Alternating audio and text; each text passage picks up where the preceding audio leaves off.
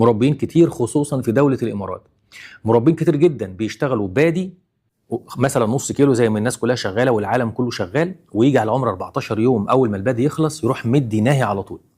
على العلم إن العالم كله بيشتغل بادي وبعدين نامي وبعدين ناهي.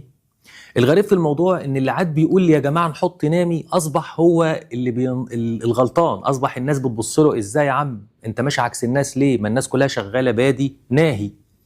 يا شباب يا عزيزي المربي المحترم، احنا في عمليه النقل من العلف البادي للعلف النامي اصلا بنتخوف من تغيير العليقه والتركيبه، فبننصحك تحط النامي بشكل تدريجي، لان تغيير التركيبه بيأثر على البكتيريا النافعه اللي بتهضم العلف.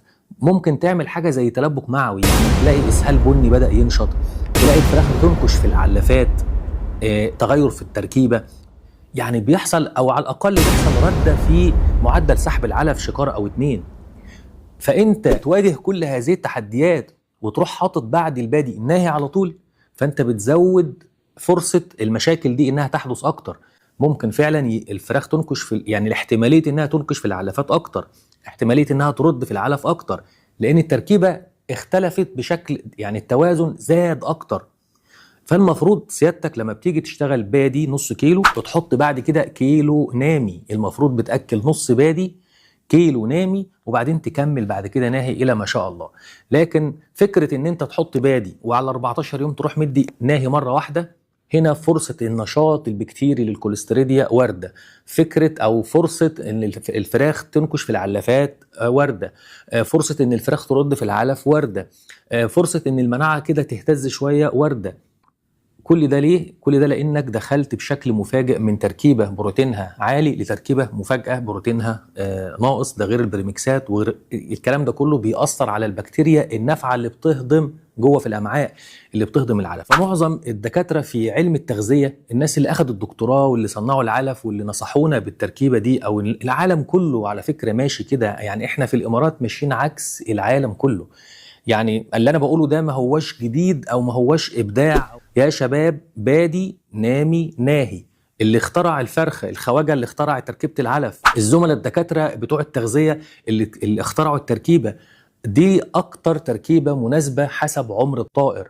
ما نجيش احنا سبحان الله ثقافه مشيت زي عدوى في البلد، بادي ناهي على طول مفاجأة. حجم حبايه العلف الناهي اصلا بتكون كبيره الى حد ما عن حجم الطائر نفسه، فلازم ناخد الموضوع بالتدريج. طيب تنصحنا بايه يا دكتور؟ اللي بيحصل ان انت بتيجي على 14 يوم، لو مثلا بتاكل 10 شكاير الصبح و10 شكاير بالليل، بتيجي وجبه الصبح بتحط 3 نامي 7 بادي زي ما انت، تيجي بالليل بتخليها 5 و5، بتيجي تاني يوم الصبح تخليها بقى 7 نامي و3 بادي، وبعدين اخر علفه بتبقى كلها نامي. يبقى انت بتنتقل بشكل تدريجي خطوه خطوه من بادي لنامي، بعد كده بتكمل نامي، وبتيجي برضه في عملية النقل من نامي لناهي نعمل نفس الكلام، لازم برضه تدخل بالتدريج 3 إلى 7، وبعدين 5 إلى 5 النص بالنص، وبعدين 7 إلى 3، وبعدين 100% ناهي إلى ما شاء الله تكمل على كده. النقطة الثانية إن في ناس معتقدة إن عند تغيير العلف المفروض يحطوا مضاد سموم في المية. برضو المعلومة دي ما هيش يعني، هي عدوى مشيت برضو في الفيس وعدوى مشيت بين مربين الدواجن، لا مش شرط تحط مضاد سموم في المية ما بين التغيير من البادي للنامي او من النامي للناهي. لكن لو هتحط حاجة مناسبة لعملية تغيير العلف، ممكن لو يناسب معاك تحط خميرة في الايام دي، خميرة حية تركيبة من البكتيريا النافعة بتساعد على عملية الهضم، ماشي، هو ده اللي فعلا ممكن يكون مناسب في عملية النقل من بادي لنامي او من نامي لناهي. بكده اكون وصلت لنهاية فكرة النهاردة، يا رب اشوفكم دايما في خير واحسن حال، والسلام عليكم ورحمة الله وبركاته.